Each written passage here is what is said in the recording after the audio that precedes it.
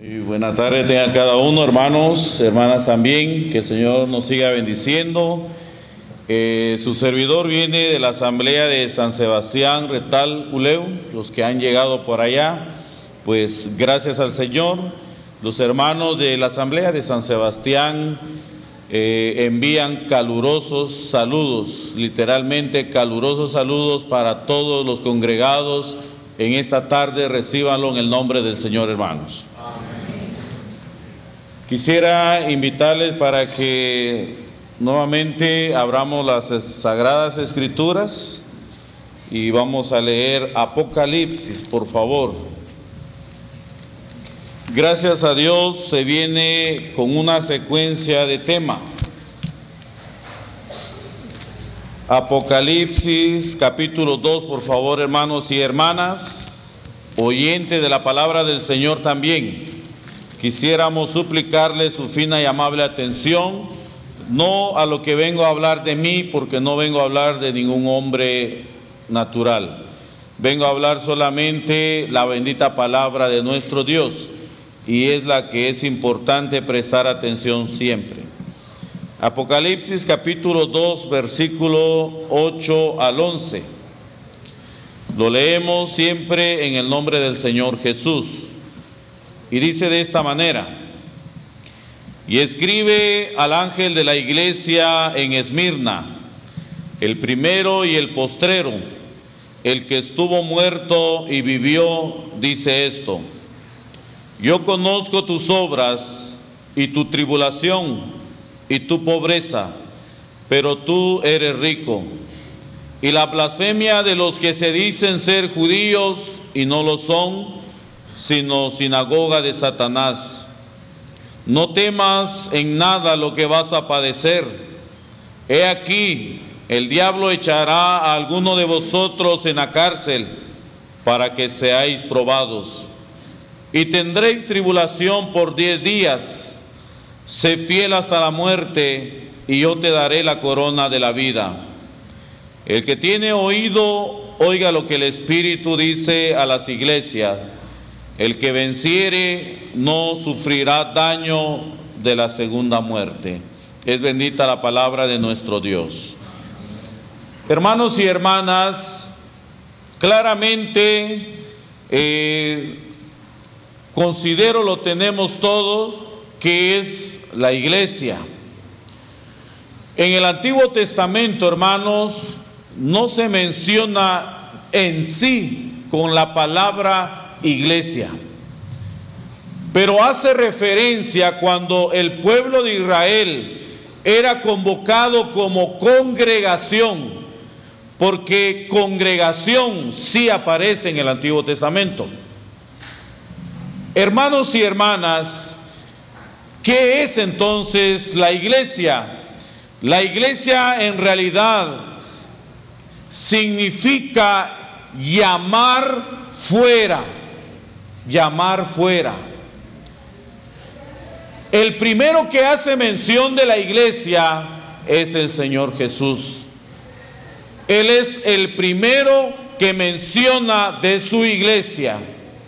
Entonces, hermanos y hermanas, la iglesia es una congregación de creyentes, de cristianos, que han hecho profesión de fe al aceptar a Cristo como su Señor y Salvador de su alma. Ellos hacen una iglesia. Ahora bien, cuando surge la iglesia, hermanos y hermanas, la iglesia de Éfeso, eso se estudió hace un mes. La carta a la iglesia de Éfeso.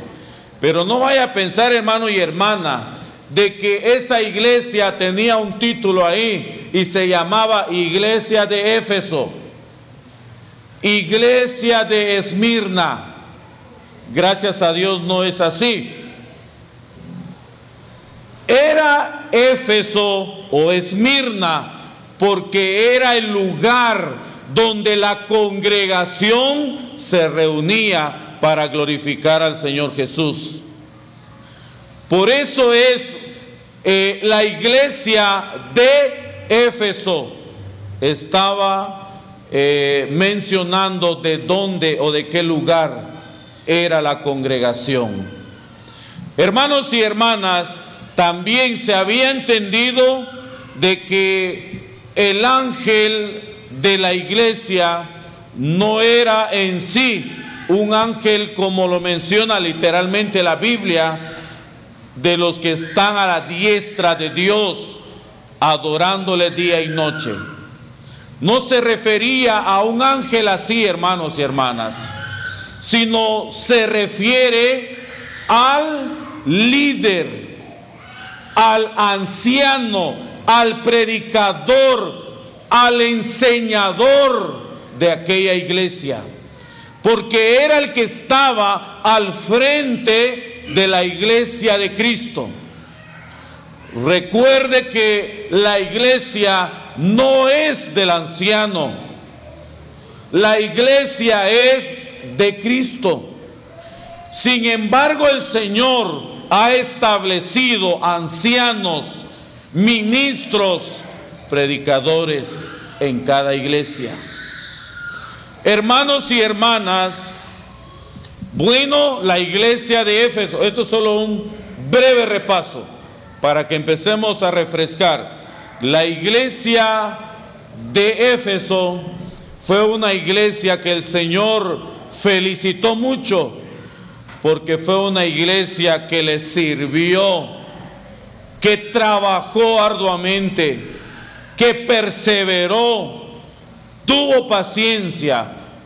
Pero ¿qué pasó al final? Se cansaron. Al final se cansaron. Al final dejaron a su primer amor. Y es por eso que el Señor, al final de su mensaje a Éfeso, los llama al arrepentimiento, como un cierto reclamo. Todo venía bien, pero al final se apagó el amor a Dios y a su obra. Ahora, hermanos y hermanas, la iglesia en Esmirna, el Señor se presenta. El que envía el mensaje se presenta de esta forma y dice: el primero y el postrero. Recuerde de que fue Juan, el apóstol Juan, que escribe el libro de Revelaciones, pero no fue inspiración de Juan, fue inspiración del Espíritu Santo, pero el mensaje lo dio el Señor Jesucristo. Y Él se presenta diciendo: el primero y el postrero. Eso no significa, hermano y hermana, porque lo vemos en Apocalipsis siempre, donde dice: yo soy el primero y el último, el principio y el fin. Algunos dicen, creen que porque dice fin, entonces el Señor tiene un final. Él tiene un fin después de todo. Pero no, hermanos y hermanas, cuando el Señor hace referencia o se presenta como el primero y el postrero, Él está diciendo: yo soy antes de todo y sigo siendo después de todo. En realidad, hermano y hermana, el Señor es antes de toda la creación. Y aún así la creación se terminara, Él seguirá existiendo. Él seguirá siendo el mismo. En estas reuniones especiales se celebra 100 años. 100 años, mucho para nosotros. Pues sabe algo, hermano y hermana, es lo que el Señor da a entender: yo soy antes de esos 100 años y seguiré siendo después de los años que el Señor permita la sana doctrina. El Señor se presenta como el Eterno. El Eterno. Por eso la oración de Moisés en el Salmo 90, Moisés dice: porque tú nos has sido refugio de generación en generación.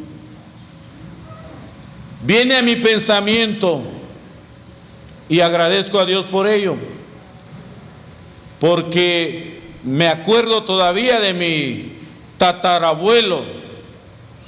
Mi tatarabuelo caminó con el Señor en la sana doctrina. Mi abuelo caminó en la sana doctrina. Mis papás caminan en la sana doctrina. Su servidor, el Señor ha dado el privilegio de caminar en la sana doctrina. Y es mi deseo que mis hijos, y si tuviera nietos, caminen en la sana doctrina. Muchas generaciones pueden pasar, hermanos, pero el Señor se presenta, el único que está antes y después de cada generación. Dice la palabra del Señor: el que estuvo muerto y vivió, dice esto. Según la historia, Esmirna era el segundo puerto más grande en la actualidad de Turquía, pero pasaron 320 años donde Esmirna había desaparecido. En otras palabras, había muerto, hasta que vino un hombre y volvió a reconstruir la ciudad de Esmirna. Por eso los que vivían en Esmirna, siempre ellos se asemejaban a un título: la ciudad muerta que volvió a vivir. Ellos se acordaban que habían muerto muchos años, pero la ciudad volvió a vivir. Pues esto mismo, el Señor se presenta a ellos para que ellos lo entiendan mejor. El Señor les dice: el que estuvo muerto y vivió, dice esto. El Señor se da a entender, hermanos y hermanas, que en Él hay garantía de vida, que Él es la garantía de vida, y que no es la muerte donde termina el creyente, no, sino hay algo mejor después de esa muerte. Dice la palabra del Señor en el versículo 9: yo conozco tus obras. Yo conozco tus obras. Hermanos, si hay alguien que nos conoce mejor, es el Señor. No es nuestras esposas, no son nuestros hijos, ni nuestros padres. Es el Señor. Él nos conoce a plenitud. Aún nuestros propios pensamientos, el Señor lo conoce. Pues eso mismo el Señor le dice a la iglesia en Esmirna: yo conozco tus obras. Hermanos y hermanas, ¿qué obras? Fíjese que obras todos lo hacemos, y muchas obras podemos estar haciendo, como lo hizo Esmirna. Pero ¿sabe qué era lo que el Señor les estaba diciendo con esto? Era de que Él conocía las obras que hicieron por amor al nombre del Señor. Aquellas obras que se hacen únicamente para alabanza de la gloria de Dios. Usted y yo podemos estar haciendo muchas obras, pero si las obras que hacemos es para buscar gloria propia, el Señor no conoce esto, hermanos. El Señor no le vale esas obras. Lo que el Señor nunca olvidará y siempre lo tendrá presente es las obras que hacemos para gloria de su nombre. Y a eso se refería el Señor: yo conozco tus obras. Estas obras que lo hacían para agradar a Dios, pero estas obras se tenían que reflejar, hermanos. Estas obras, dice la palabra del Señor, se reflejaba en la tribulación. Y tu tribulación y tu pobreza. Hermanos y hermanas, Esmirna era una ciudad donde se movía mucho dinero. Se movía mucho dinero. Pero en la iglesia no. Pero la iglesia no. ¿Por qué? Porque cuando la iglesia entendió la bendita palabra de Dios, ellos ya no se prestaban a la corrupción. Ellos ya no se prestaron al contrabando. Ellos habían entendido que los negocios que iban a hacer iban a tener que ser legales, no ante el hombre, legales ante los ojos de Dios. Y recuerde, hermana y hermano, cuando usted quiere ser legal las cosas, ya no hay negocio para nosotros, ¿verdad? Mejor voy con otro que sí se alinee. Mejor voy con otro que sí se empareje. Y es por eso que la iglesia en Esmirna sufría pobreza, hermanos. Pobreza económica. Porque con ellos ya no querían hacer trato. Los excluían de todo. Pero ¿sabe algo, hermano y hermana? Entre paréntesis, como que el Señor le dijera: y tu pobreza, pero al oído, pero tú eres rico. Esto me recuerda, y lo vamos a leer, por favor, Proverbios. Proverbios capítulo 13, por favor.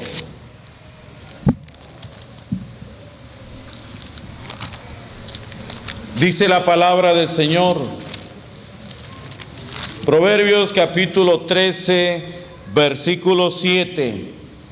Claramente dice la palabra del Señor de esta manera: hay quienes pretenden ser ricos y no tienen nada, y hay quienes pretenden ser pobres y tienen muchas riquezas. Hermanos y hermanas, sí, Esmirna era una iglesia económicamente pobre, como muchos de nosotros, probablemente. Pero el Señor nos dice al oído: pero tú eres rico. ¿Por qué, hermano y hermana? Porque Él se refería a la riqueza espiritual. La riqueza espiritual. ¿Y sabe usted lo que es la riqueza espiritual, hermano y hermana? Es cuando usted y yo vivimos en santidad. Es cuando usted y yo vivimos en oración, escudriñando las Escrituras, dependiendo del Señor totalmente, con humildad de corazón y con una vida de adoración y obediencia a la palabra de Dios. Y así no tengamos en qué caernos muertos, como dicen muchos, ¿verdad? No tiene ni en qué caer muerto.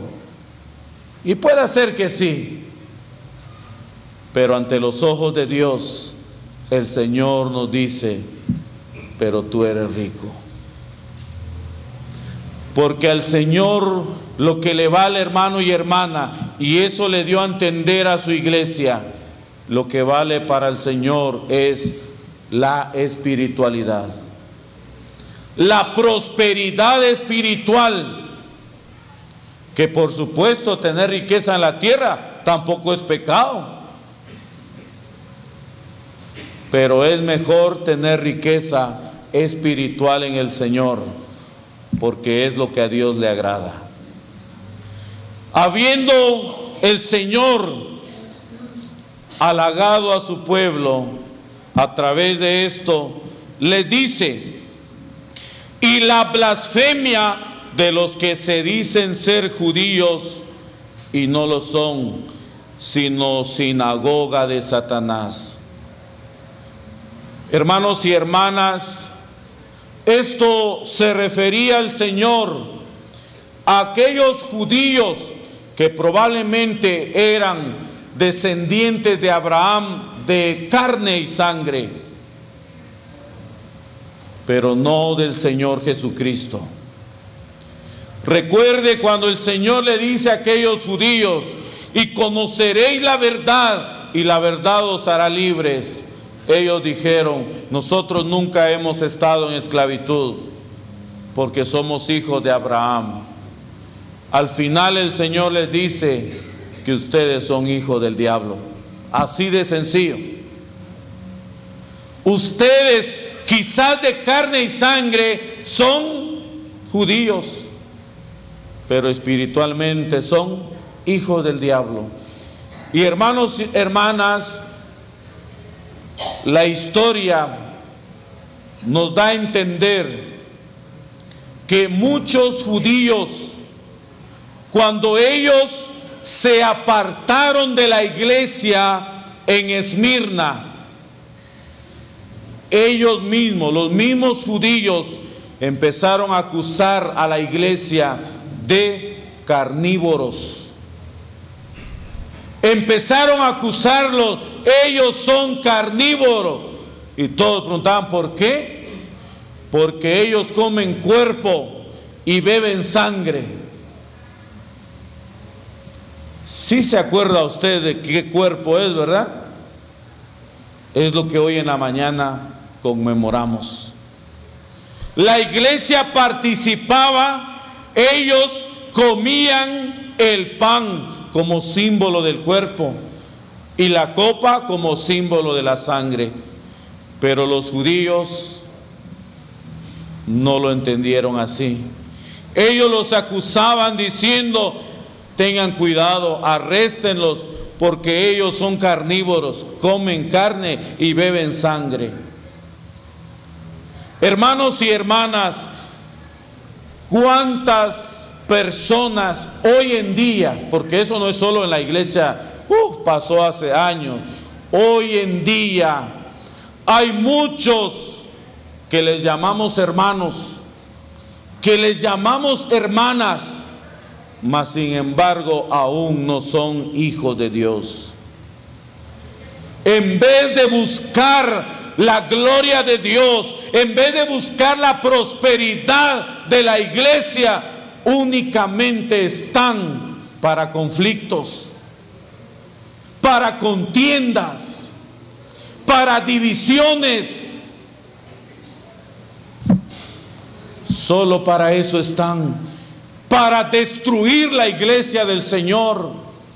Y no les importa nada, no les importa si toda la iglesia del Señor es disciplinada, es cortada de comunión con todas las asambleas. No les importa. ¿Por qué? Porque no son hijos de Dios, son hijos de Satanás. Y esto es lo que el Señor le dio a entender a su iglesia. En el versículo 10 dice, hermanos y hermanas, no temas, no temas en nada de lo que vas a padecer. A la mente humana podríamos pensar, Señor, ya estoy atribulado, ya estoy en pobreza, en persecución, y todavía tendremos más. O sea, no es suficiente lo que ya están pasando la iglesia, todavía hay más. A la mente humana, por supuesto. Pero cuando el Señor está en el corazón del creyente, vamos a ver lo que hace un corazón fiel al Señor. El Señor le dice, no temas en nada lo que vas a padecer. ¿Sabe algo, hermano y hermana? Desde Génesis 15:1, la primera vez que Dios le dice al hombre, no temas. Y eso fue para Abraham. Hasta Apocalipsis, lo que estamos leyendo. No puedo decirle exactamente cuántas veces el Señor dijo no temas en la Biblia, porque sería mentirles. Lo que sí sé, hermano y hermana, es para mí, no sé para usted, pero para mí, al año, yo escucho al Señor diciéndome, no temas, 365 días. Cada día el Señor nos dice lo que le dijo a su iglesia, no temas. En otras palabras, el Señor quiere que confiemos en Él, hermanos. El Señor nos dice, yo tengo el control de todo. ¿Lo creemos, hermanos? Y es que esto es verdad. El Señor tiene el control de nuestra vida, hermanos. Si estamos aquí, es porque Dios así lo ha querido. Porque en el control de Él, así está establecido. Y si algún día vamos a morir, ¿perdió Dios el control de nuestra vida? ¿Qué dice usted? ¿Se descuidó el Señor de mi vida porque morimos? No. Aún en eso el Señor tiene el control, hermanos, hasta el día en que nosotros partiremos con Él. Es lo que el Señor quiere que la iglesia entienda. Y le dice, no temas, tranquilízate, esté tranquilo, no te precipites. No seremos nosotros de los que sentimos fiebre y vamos al hospital. Sentimos una raspadita de garganta, vámonos al IX. ¿No seremos nosotros uno de estos? ¿Y dónde está la confianza en el Señor? Cuando ya la medicina no haga nada, cuando ya el remedio no reaccione a nuestro cuerpo, cuando el doctor nos diga, mire, usted tiene cáncer, usted tiene leucemia, ay Señor, y ahí sí a buscar a Dios, y hasta ahí sí confiar en Dios. No, hermanos, el Señor nos dice, yo tengo el control de todo, confía. Cree solamente, dijo el Señor Jesús. ¿Confiamos nosotros en el Señor? Quiera el Señor que no sea hoy, sea por siempre. Porque Él es el que le dijo a la iglesia: no temas en nada. Hermanos y hermanas, dice la palabra del Señor: he aquí, el diablo echará a alguno de vosotros en la cárcel para que seáis probados. Si nos acordamos quién acusó a Job, sí, ¿verdad? El diablo. También nos acordamos quién acusó al sacerdote Josué. También el diablo. Léalo, hermano, en Zacarías, por favor. Zacarías 3:1. Si nos acordamos quién le pidió a Jesús para zarandear a Simón, si nos acordamos de él, ¿quién fue? Satanás. Si nos acordamos quién el apóstol Pablo dijo, porque él lo consideró como un mensajero de Satanás que la abofetee. ¿Sí se acuerda de ello? Sí, la enfermedad de Pablo. Hermano y hermana, el Señor nos advierte. Por eso Él empieza diciendo: no temas, no temas. Aunque el adversario ande como león rugiente buscando a quien devorar, sí, hay alguien que siempre tratará la manera de destruirnos. Pero no vaya a pensar usted de que el diablo quiere destruir este cuerpo. Al diablo no le interesa nuestro cuerpo, hermanos. ¿Qué es lo que el diablo le interesa destruir de nosotros? El alma. El alma. Pero ¿sabe algo? El diablo no puede tocar nuestra alma. Por eso el Señor dijo: no temas. El diablo no puede tocar mi alma ni el suyo, porque esto le pertenece al Señor. Pero ¿sabe qué sí puede tocar el diablo? Cuando el Señor se lo permita, nuestro cuerpo. Y Él aflige el cuerpo. ¿Para qué? Para destruir nuestra alma, para que un día usted y yo blasfememos el bendito nombre del Señor. Hermanos, una hermana en San Sebastián durante muchos años caminó con el Señor. El esposo de ella, cuando habían dificultades en la asamblea, qué raro, ¿verdad? Pero habían dificultades, inmediatamente se iba a otra sala. La esposa firme. Volvía el esposo. Otra dificultad en la iglesia, a otra sala. La esposa firme. Por muchos años, firme al Señor. Pero ¿sabe qué pasó, hermanos, al final de la carrera? Ella estaba agonizando. Ella estaba sufriendo un dolor dentro de su cuerpo.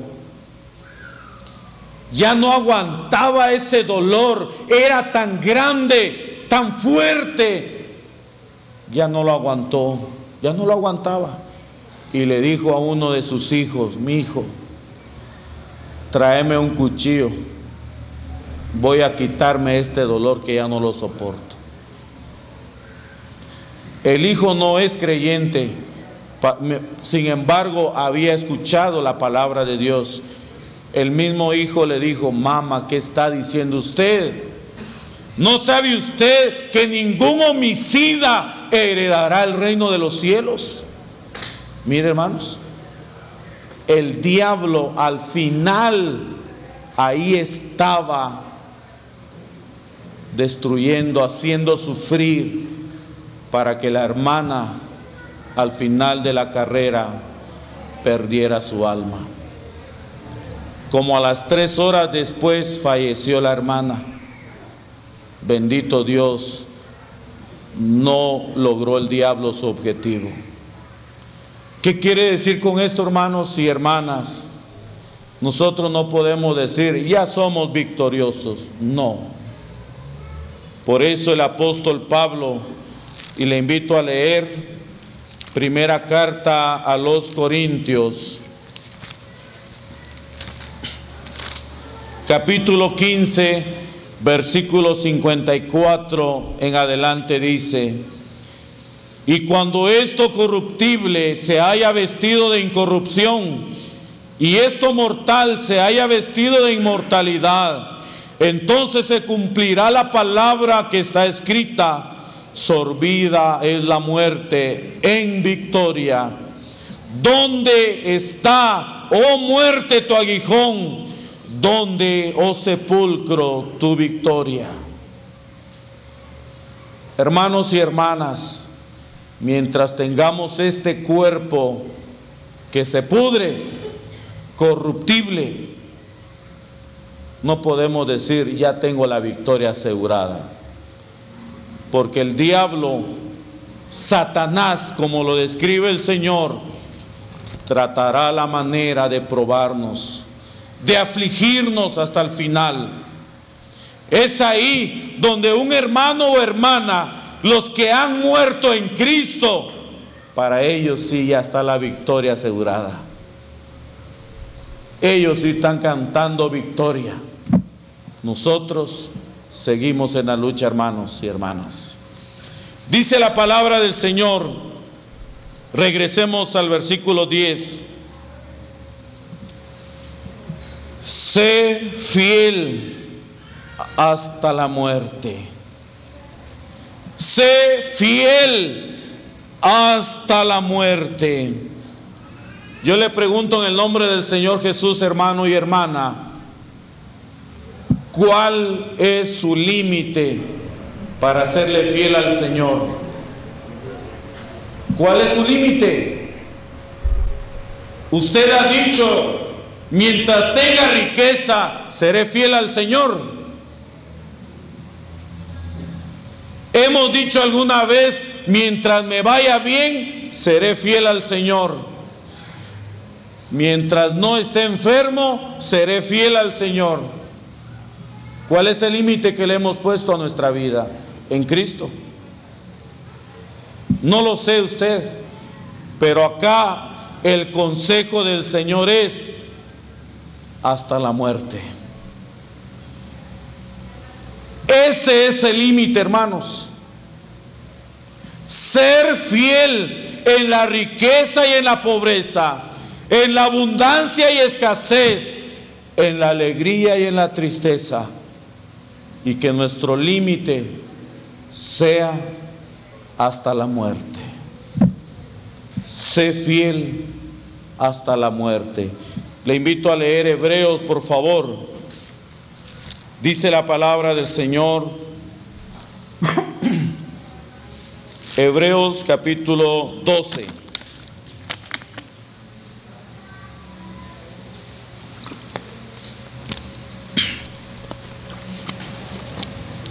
Hebreos capítulo 12, versículo 3 y 4.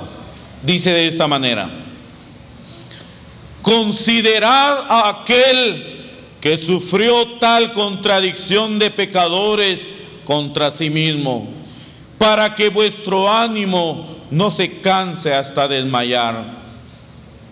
Porque aún no habéis resistido hasta la sangre, combatiendo contra el pecado. ¿Sabe qué es el consejo que el Señor nos da en la carta a los hebreos? Considerad a aquel que sufrió hasta derramar su sangre. ¿Quién es? El Señor Jesucristo. Porque dice la Biblia, porque aún ustedes no han llegado hasta eso. No han llegado hasta derramar su sangre para vencer al pecado. Hermanos y hermanas, el Señor nos dice, compárense, pero no nos vamos a comparar con aquellos que con tantito que les está pasando ya no vienen, ya ni se aparecen un mes. Pero si lo hace él, lo voy a hacer yo también. Si nada le dicen los hermanos. Entonces, si tiene libertad de hacerlo, ¿y sabe cuál es lo más duro? Cuando se pone la mirada en el hombre. Pero si mire, es hijo de anciano, es hija de anciano, y lo hicieron, lo puedo hacer yo también. No se refiere a considerarnos o compararnos con ellos, no.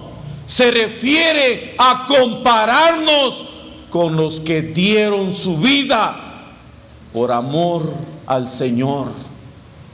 Cuando usted y yo nos comparamos con aquellos que no les importó morir por la causa de Cristo, ahí es donde el Señor nos recobra ánimo para decir: lo que estoy sufriendo, lo que estoy padeciendo, no es nada con lo que mi Señor sufrió por mi alma. No es nada con lo que mis hermanos sufrieron. Fueron perseguidos, murieron, derramaron su sangre por amor a Cristo. ¿Y por qué yo no hacerlo? A eso se refiere, hermanos. Sé fiel hasta la muerte. Hermanos y hermanas, ¿cuál es la promesa del Señor? Y yo te daré la corona de la vida. No se refiere a la salvación, se refiere al galardón que el Señor tiene preparado. Santiago 1:12. El tiempo creo que me pasé, disculpas hermanos. Quiero finalizar leyendo por favor Primera carta a los Corintios capítulo 15, y aquí voy a ir finalizando, hermanos.